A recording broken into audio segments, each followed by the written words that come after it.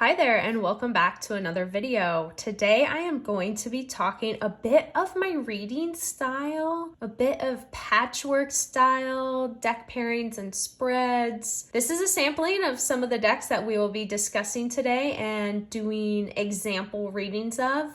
These readings are going to be really quick hits, free flow, and show you my process of how I really love to go about using my decks in my practice. This is by no means extensive or going as deep and far and stretching the cards as much as we can. This is really just walking you through what I do and what decks I like to pair together and the way that I might read them and interpret the cards. I hope you enjoy this selection of decks and I hope you enjoy the style of spreads and readings that I am going to walk you through. There will be 4 quick examples, so thanks for being here with me and let's get right into it. I always like to start out with a center focal point when I am doing a free flow patchwork style spread and reading. So this is what works best for me. Let's just focus on a general topic for the reading. We'll pick creativity. So I'm going to start with my focal point, the anchor point, the foundation to the free flow reading and the spread with the oracle card. And we have what did we lose? We've lost our spark. We've lost our inspiration. We've lost our drive. We've lost our focus with creativity. So when I kind of just take this very quick hitting point to then continue building out the spread. I don't get nitty gritty and very granular when I'm doing these styles. It's the idea of building the narrative along with the spread. So what I love to do from here is now that we've had our focal point, let's build out these 2 different sort of lanes or questions or angles, perspectives, however you want to frame it, to see how we can kind of come back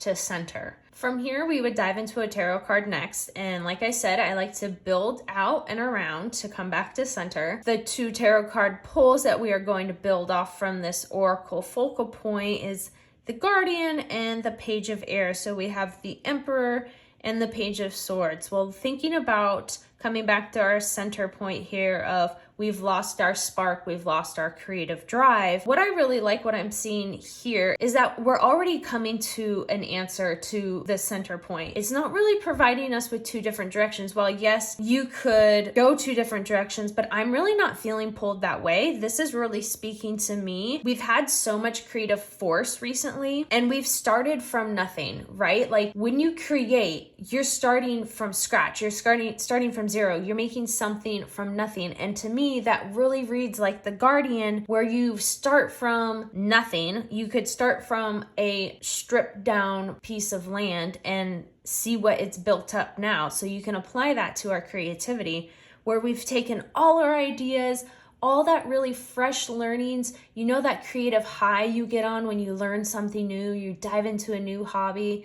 It's just that freshness to it, that excitement to it. We've had this momentum, this building with the creativity, and it seems like maybe we're kind of come to a crashing point a little bit, but let's see where it takes us. So right now we're kind of leaning in this like, hey, you're feeling a little burnt out because like you're a machine. You've done so much. You have so many fresh ideas. You can make something from nothing for yourself. So let's expand upon that. Let's dig a little deeper into each side of this equation here. So we pulled trust with the Guardian and teach with a Page of Air. I feel like this is really affirming what we were already leaning towards with these first 3 cards, which is like a great confirmation for me to like keep on going. What I really love about the trust card with the Emperor here is that it says, the robin trusts her wings, not the branch she sits on. And what that makes me think of is that building. It's that community. It's like, yes, it started with you. Yes, it was this singular kind of ruler. It was this singular force, but now it's time to like spread your wings. Like, where can we take that? And if we go over here to this other side of the spread and we pair teach with the page of air, which is very fitting, right? And I love what it says, inspire others and let nature be your greatest teacher. So this is just how I would be interpreting this as I went along. You've been teaching yourself this. You've been building with this. Once again, we're kind of coming to, this is still very much like aligned with the center point of like where our creativity is maybe leaking. Let's pull another tarot. Okay, let's keep building. Let's keep adding to our story. This is why I find this style of reading like so much fun, because I'm just letting the cards guide me and I'm picking and choosing when to take a left, when to take a right, when to pause, how deep to go.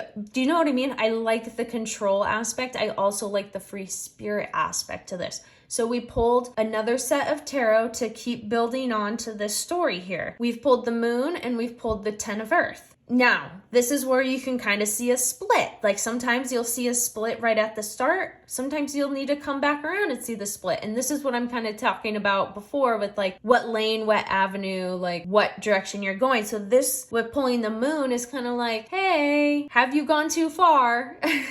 Are you caught in your own BS? Are you seeing things for what they are? How disillusioned are we? And if we hop over here, this is like, hey, like everything you've been working on, everything you've been working towards, everything you've been building has like absolutely paid off. Here's this like dichotomy, this like we're beginning to get this pull, like maybe it's a good time to take a break, right? Like, are you losing your family? Are you losing yourself? Are you losing your community because you are going so hard? So now that we kind of have this like choice, I feel like it's a really great time to kind of like wrap it up, close it up with 2 oracle cards here to just seal the story and see what the cards want to tell us. We're going to wrap this reading up with some oracle pulls, which I think is just fitting that we start with an oracle, we end with an oracle. It's just a nice like start to finish, tie a bow on it sort of thing. So to button up our story, to button up our reading here, we've pulled the calm after the storm, which is learn to forgive, and the heron, welcome the calm. Where that takes me is like, hey, you've pushed too far. You've lost yourself. You've lost your drive. Maybe you're going to start losing some relationships in terms of just daily interactions. You really need to put the brakes on and learn a bit more of balance. We need the calm, so forgive yourself. So we need to learn to forgive ourselves when we go too far, when we push our bodies too far, when we fry our last nerves and we have no brain cells left and we've become an absolute monster to those around us.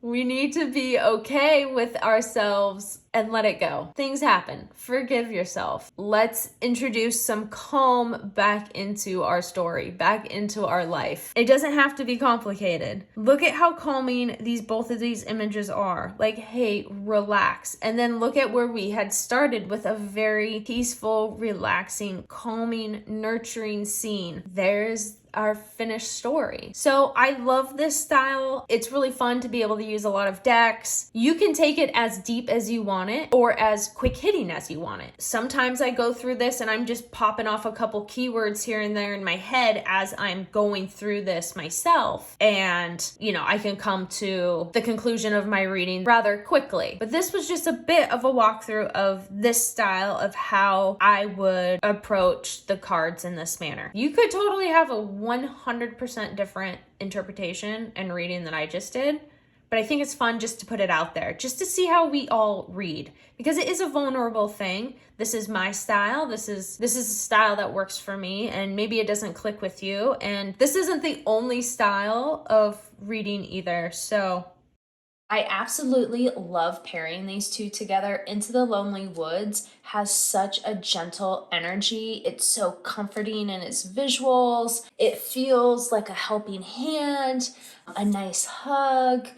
It is a really gentle deck, but also like makes you think. Like, I don't think it's like 1000% like a fluffy deck. But then when you pair it with the Folkloric Forest Tarot and bringing in that toughness, that hardness, that very like tough love, tough truths with Into the Lonely Woods softness, it just really creates this beautiful balance that doesn't go too far one way or the other, right? Like, if there's something extra soft of Into the Lonely Woods, then the extra tough of the Folkloric Forest Tarot really kind of subdues that a bit. So like, I just love these two. I think they read beautifully together. Visually, they look beautiful together. So then when I add in the Wandering Woods Oracle, it brings that like neutrality to it, right? Like this deck is like such a neutral deck. It's one of those you could probably like throw with almost anything. Like we all have those decks, right? And so while this one in like literal theme, like woods, nature, animals, creatures, landscapes, like it naturally fits like energetically and thematically with this already. So it being visually neutral is an easy way to build this patchwork style of visuals for this spread. Like we're not taking a lot of eye power from it. Like, you know what I mean? Like our eye is not being drawn to those necessarily. Like our eye is probably being drawn to it because it's like a very bright kind of white cream amongst like these very warm, rich hues of the other two decks, right? So they're just like contrast wise, they're popping right now, but they're not like visually busy in information, which like that's what starts to kind of like bog your mind down when we're trying to process like so much that we see. So we have in these patchwork spreads, we really have to like, not only do you want the decks to like speak to one another and fit for you, right? But you also need them to visually sit well together. And so that's why I love this little oracle, because it's so neutral. So then we come back in with some more Folkloric Forest Tarot, which once again, we're just building more of that like landscape visuals. It's still very in the same tone. We've got some like really nice blues that we're starting to pull in here now with these two, which like looks beautiful from like the sky of the oracle card. You see how we've got the reds, the yellows, the oranges. Now we're going down to these like greens and blues and cool colors, and the bit of the green from the Ten of Earth is pulling from the bit of the green of the Wandering Woods. So like everything's like really bouncing around nicely. While we definitely have like 3 different visual styles right now, right? We have a very painterly, semi-realistic visual of the Folkloric Forest Tarot. We have the sort of like sketchy watercolory illustration of Wandering Woods. And then I'm not sure what medium Into the Lonely Woods is. Drawn, some painting, color pencil, I'm not sure. But once again, like a drawn illustration style. They're definitely bouncing around and playing really well with one another.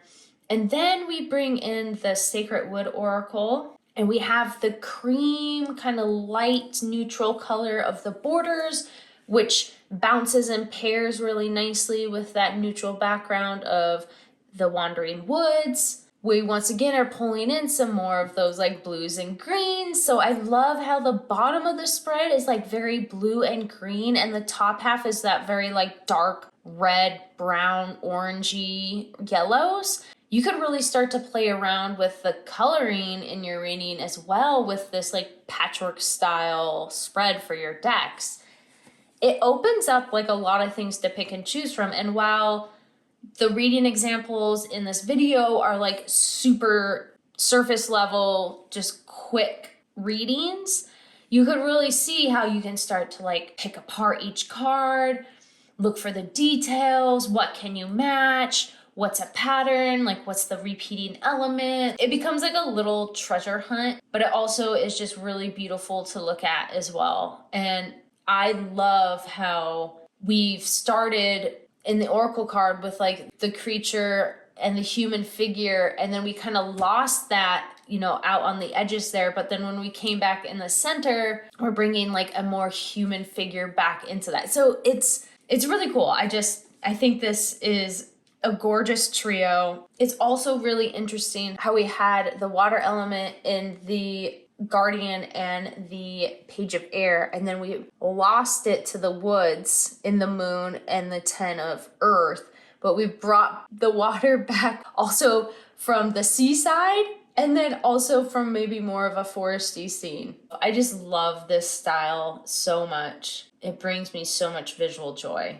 For this one, let's just pull some cards and see what they want to say. Normally when I'm feeling this way, it's kind of just like general like vibe mood of the day. Let's just build it out and see what happens. Of course, I'm already getting called out. As you can see, I'm probably going to get called out in every reading we do here. So it is what it is. Okay, 7 of Pentacles. So I don't know. This may be harkening back to the last one we just did. But hey, look at all this work that we're like putting into it. Are we feeling a bit ugh? Are we a bit like eh? Are all the readings we're gonna have to be the same because am I in this position or no?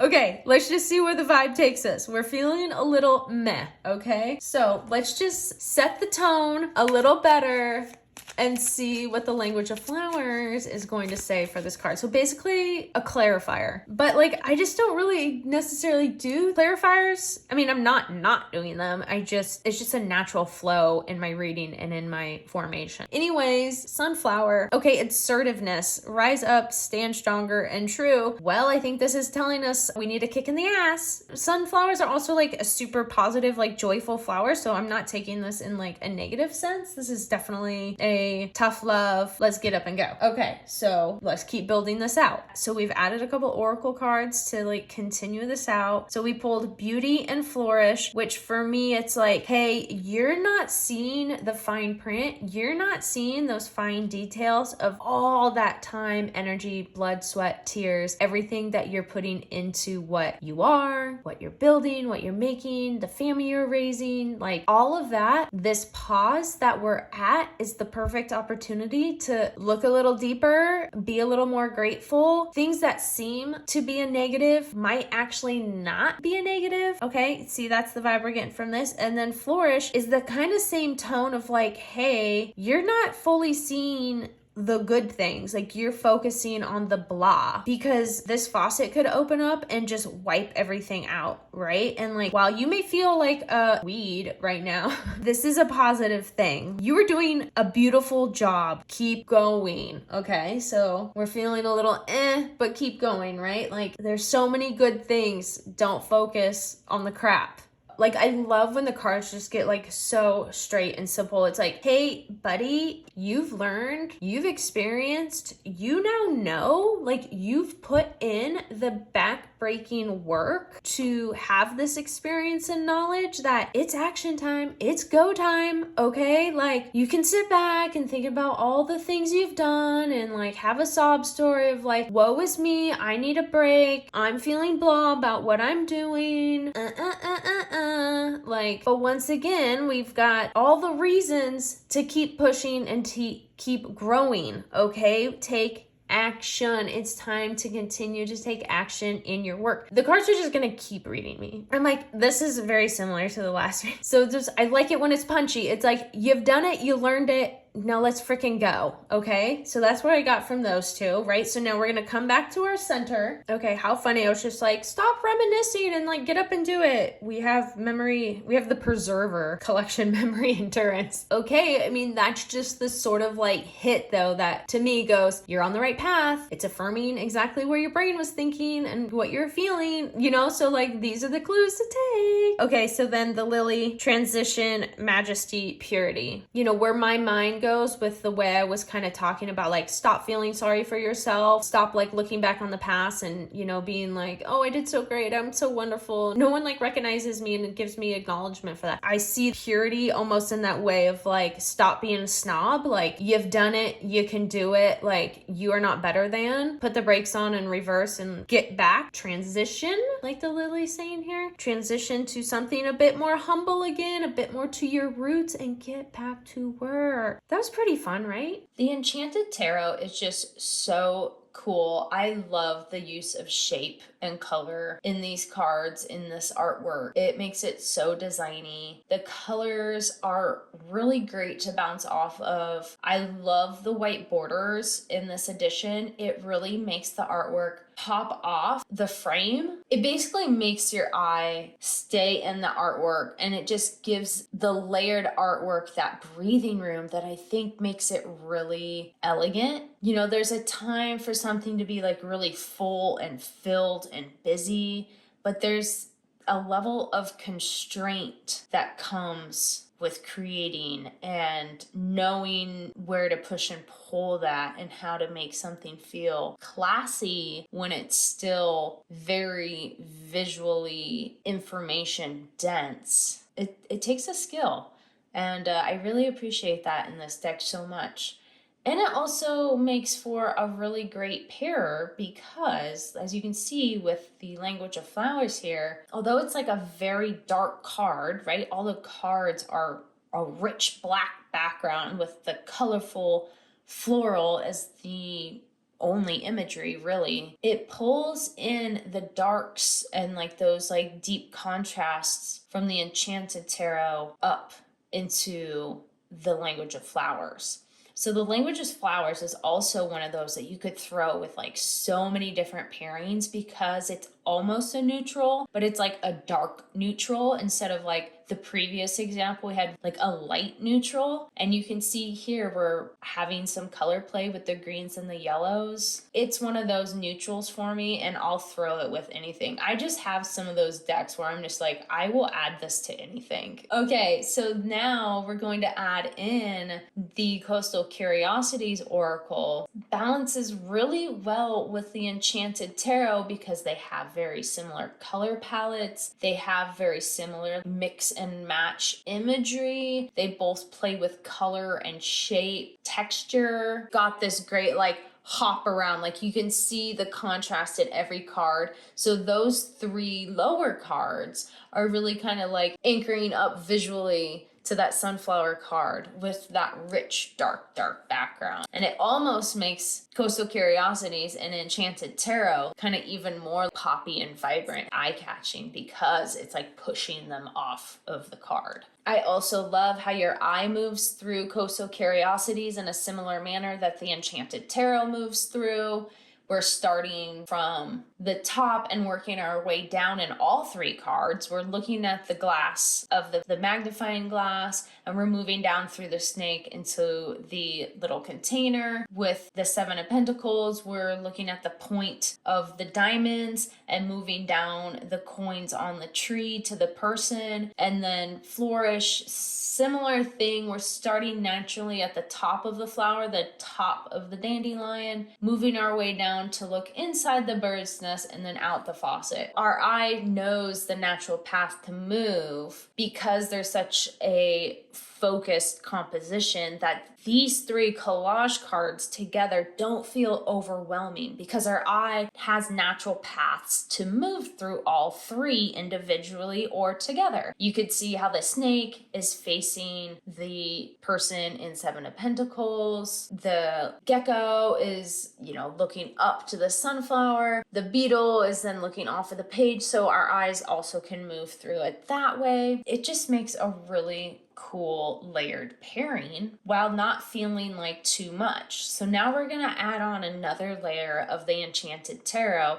and because of those white borders, because of the use of like those thick colored framing around the collage artwork, and because the collage artwork is quite designed in its collage style, it still feels like a very natural addition to the layering. Like it doesn't feel overwhelming still. We know where to look at. The colors are still playing so nicely, like nothing is jarring, right? So that's another thing to look for with this like patchwork style spreads that I love to do. Something can't like jump out or stick out or like grab your attention more than the rest. They all have to be almost equally balanced, right? Or that there's a push and pull purposefully in the visuals.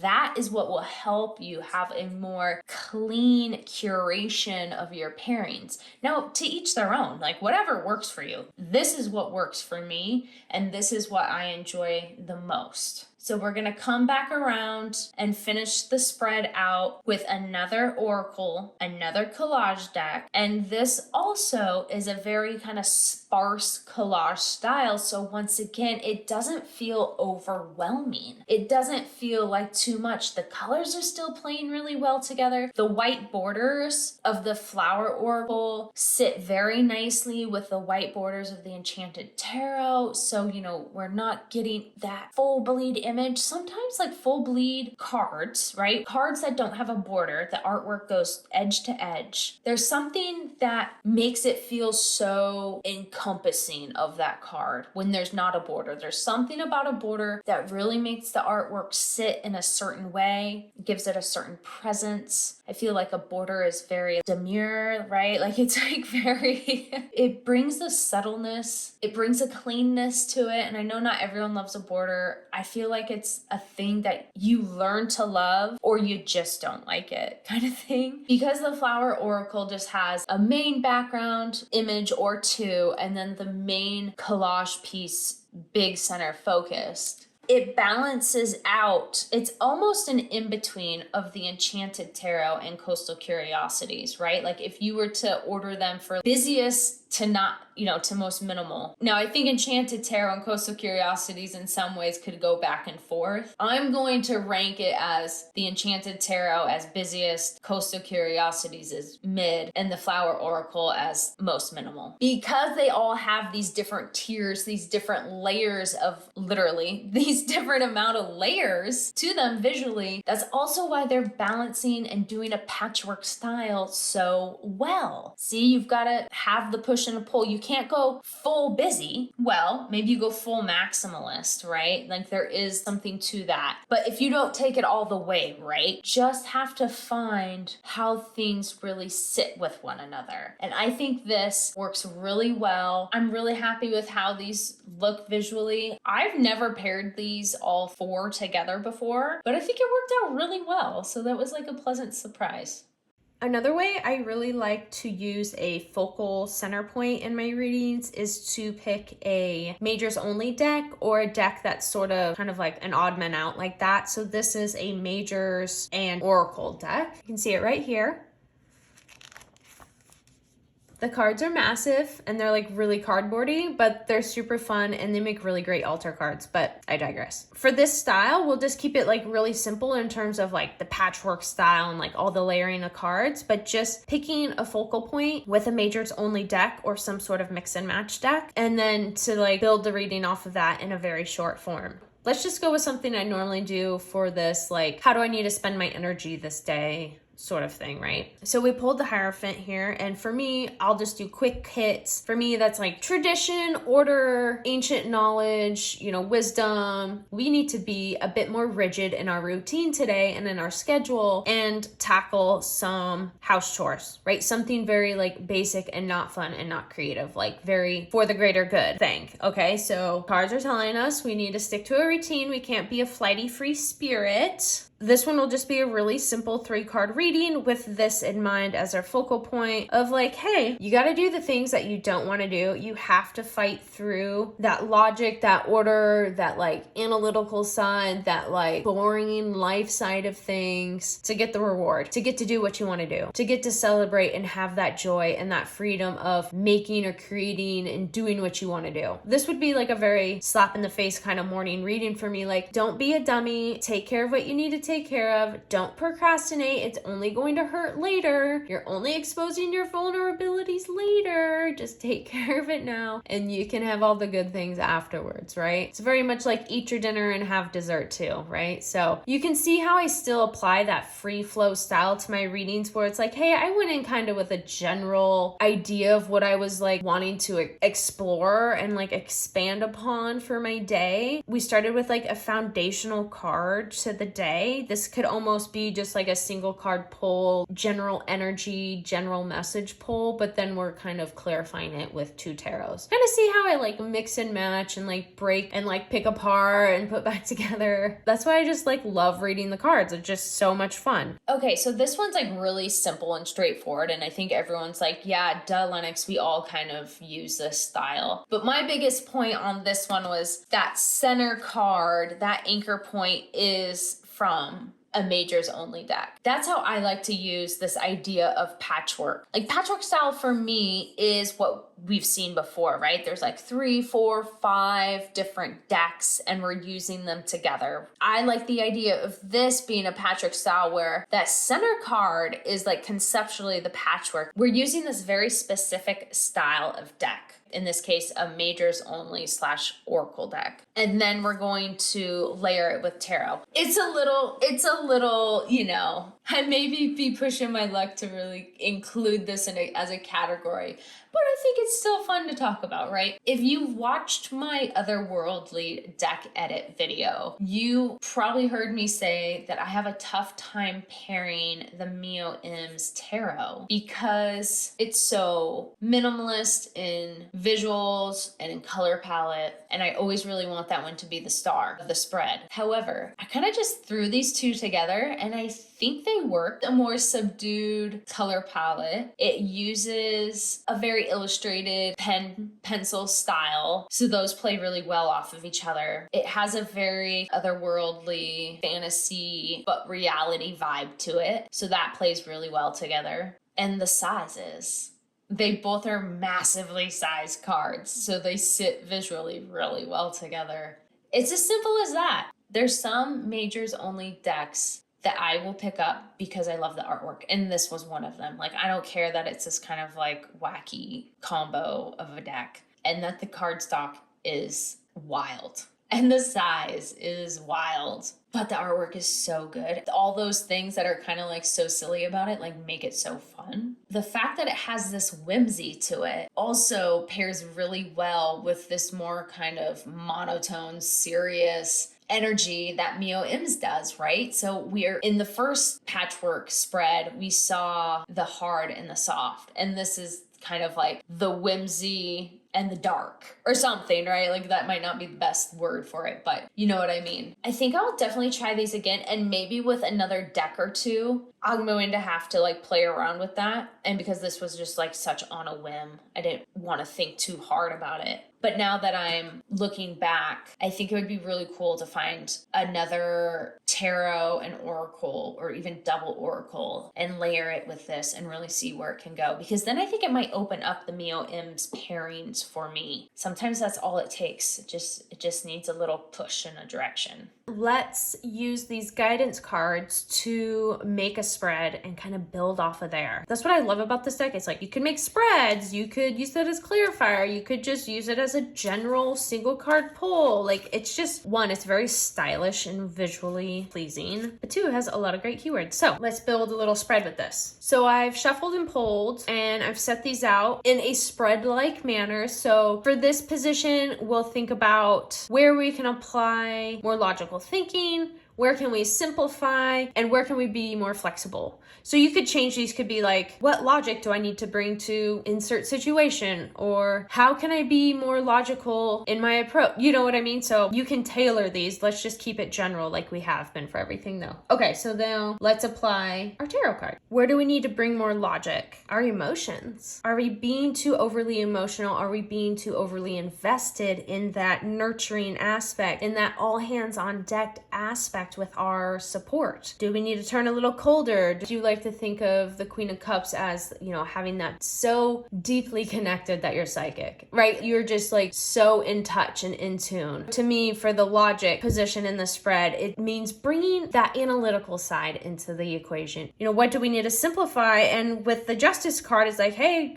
you might need to be putting that sword into play a little bit more. Like this sort of flowery language or this flowery approach you've been taking really needs to get cut down and keep it really simple. It's the truth or it's nothing. This is the answer and this is not the answer. Like, so it's very this or that. So really paring down the viewpoint, the perspective, the opinion, and really being honest and truthful in that clearness, in that simplicity, okay? And then if we go to what needs to be more flexible, we need to stop fighting the idea of renewal, of rebirth, of going dark and coming light, you know, like hide away, come back forward, like this push and pull narrative. We need to be more flexible in that cycle. We need to be more accepting, and like there's highs and lows, there's dark times and there's bright times, and really being able to ebb and flow with yourself, really allowing yourself to have that forgiveness and that understanding and compassion to be flexible when there's those dips and peaks. Okay, so we kind of have like the general vibe, right? Like, hey, check your emotions, keep it simple with whatever decision, choice, opinion you're facing, and allow yourself the grace to start over. And because I'm me and I need animals and everything, and while Under the Oak does have a lot of animals, it's not like an animal deck. So let's just throw in an animal oracle. Have the 100 ink animals. For me, it's just always nice to just put a bow on the readings, to just like tidy up the spread and like cap it off with something to finish. So that's why I really love reading in this style. So these oracle cards are just a nice little cap off to this reading, to this each spread position, just to be like, okay, here's like the final message, here's like the final point, to make sure you get it in your head, right? I love that we got vulnerable with the polar bear, with the Queen of Cups and the logic, because it is vulnerable to put yourself out there with such deep care. And especially if you let the other party or the receiving end of that be known. And then especially if you need to pull it back for whatever reason. I mean, that's like a tricky situation to be in. And that's really a decision that isn't going to come easy. You're putting yourself in a vulnerable spot. So I really appreciate this sort of little cap to the message here with Polar Bear. Like, hey, like, you really need to consider this, and it might hurt a bit and it might expose you a bit, but, right? We've got the Wild Dog with Collaborate for like where to simplify, and with Justice. So we talked about like, hey, like, keep it simple, stupid. It's this or it's that, you know, like the truth is all that there is. You know, there's 4 sides to every story, but getting down to the facts, getting down to the evidence, that may take some collaboration. Maybe you need to talk to somebody and just like walk through what you're thinking, just to have like a sounding board, right? There's nothing wrong with sharing how you're feeling, where you're at, just to hear someone else's side of it. It doesn't mean you have to take that, but it's good to open yourself up to other opinions or suggestions. But at the end of the day, you got to do you. But I like this idea of like reaching out, okay? And then for our last position here with being more flexible and kind of allowing ourselves to change. Like, we had a bad night, well, the next day we can have a better day, you know, allowing ourselves that renewal of energy. With the platypus is like those differences of those highs and those lows, and allowing ourselves to change and to come back better. So what I like about overall that we're seeing here, it's like I almost feel it's like we're this like bound up, tightly wadded knot or like ball, right? And it's like, hey, to like loosen that up, it takes vulnerability, it takes talking about your emotions, it takes understanding that you need to talk about your emotions. And bit by bit, those threads or whatever that knotted thing is going to like get a little bit looser, because we're going to start talking with other people. We're going to start reaching out, collaborating. Like, hey, this was right, this was wrong, at least in my world, right? Like, we're really going to simplify that knotted ball of emotions, and we're going to let loose a little bit, and we're going to allow ourselves that flexibility to let loose and to be different and to feel different. And it's not going to be easy, and it's going to be hard times and times that maybe it feels natural, and maybe we're gonna swing back to like feeling really, really balled up and having a hard time again, you know. So this is almost like reading like very much cycle to me. It's fun to just play around and see what speaks, see what kind of bits you can pull of like going super deep into something, or to just like do some super surface level idea and like run with it in a spread. I freaking love these guidance cards. I got these probably 5 years ago. I haven't seen them around. If you have these, if you've seen these, let me know. They are so fun. They are so well designed. They bring such a punch of color and keyword to a spread. In this example, we're using it as a spread maker, but just in a way that I showed in my previous examples of how this could be layered. Endless possibilities. And it could go with a lot of decks too. I mean, even if you wanted to like punch up visually like a very maybe black and white deck, add this layer of color and then what that could mean in the reading, now that would be cool. It also obviously plays really well with colorful decks of all styles as well, because this is just a very text-based deck, but it uses different typefaces, so it has a little bit of personality on each card that would still play well with endless colorful styles of artwork. I throw it in whenever I can. What is up with me and like these small little Oracle decks that I'm like, yeah, I will put with anything. There's just something so fun about that. I don't know. I love it. It's like that sprinkle on top for me. So then when we bring it in with the Under the Oak Tarot, the colors obviously just like play so well with one another. But because the Under the Oak is so detailed, like the illustrations are so gorgeous, the colors are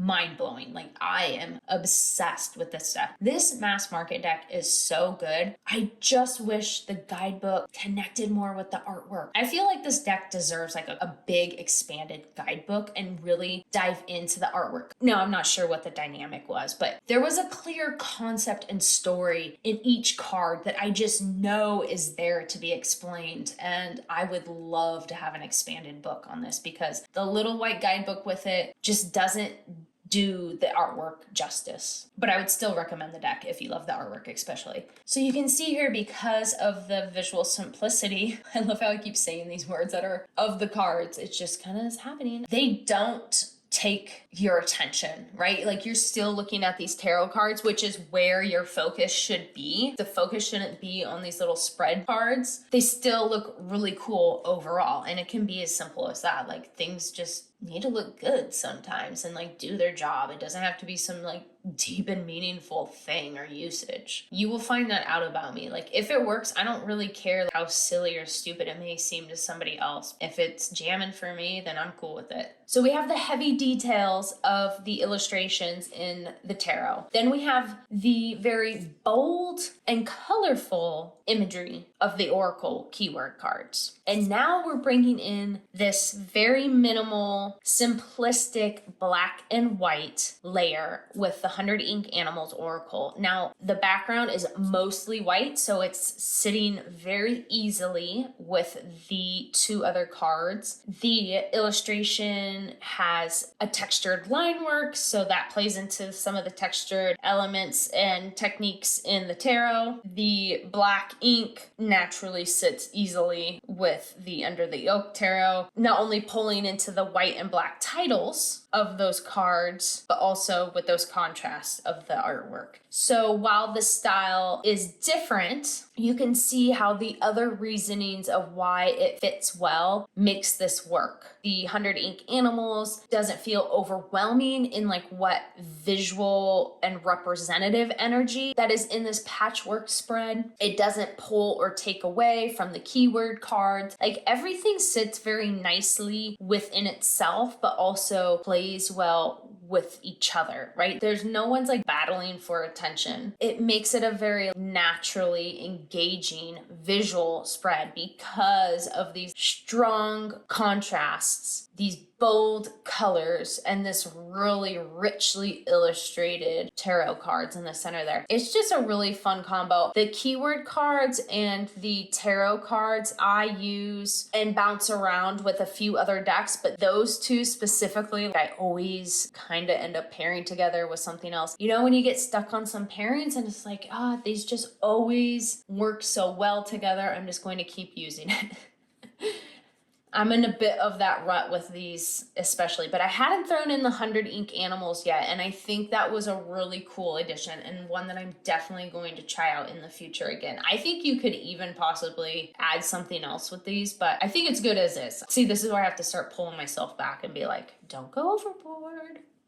I really enjoyed sharing a bit of my practice and my process when reading cards. I know everyone has such their own way, and it can feel like when you share your style of reading or just a reading in general, it opens you up to judgment. And you know, I'm just really throwing that out the window. So I hope you enjoyed that style of reading. I really love the free flow aspect of reading tarot, oracle decks, you name it, whatever. It feels the most freeing. It feels the most closest to how I naturally kind of digest information and critically think and conceptually think, all those things. It just really checks those boxes for me. So I thoroughly enjoy it, and I thoroughly love being able to use as many decks as possible. I can start to get like overboard and just like start throwing on all the cards, but I really control myself and try to keep it in perspective and not get too loosey-goosey like I have 35 cards now down on the table. But hey, if that's the vibe that was the day and the reading, then I say go for it. So anyways, thanks for watching. Thanks for sticking around and listen to me chit chat about some of my reading styles and looking at some deck pairings, which I know is always really fun. Let me know what you thought. Let me know if there's any decks that grabbed your eye. And until next time, we will talk soon. Bye.